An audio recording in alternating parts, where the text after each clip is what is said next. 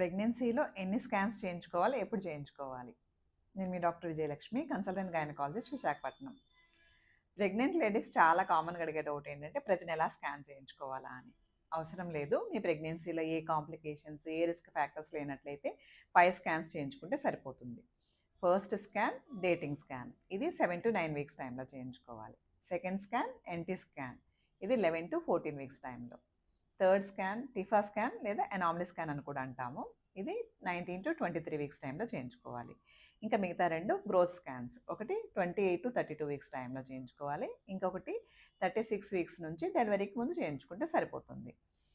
ఒకవేళ మీ ప్రెగ్నెన్సీలో ఏమైనా కాంప్లికేషన్స్ కానీ రిస్క్ ఫ్యాక్టర్స్ కానీ ఉన్నట్లయితే మీ గైనకాలజిస్ట్ సలహా ప్రకారం కొన్ని స్కాన్స్ ఎక్కువ చేయించుకోవాల్సి వస్తుంది. అంతేగాని ప్రతి నెల ఏమీ స్కాన్ చేయించుకోవాల్సిన అవసరం లేదు.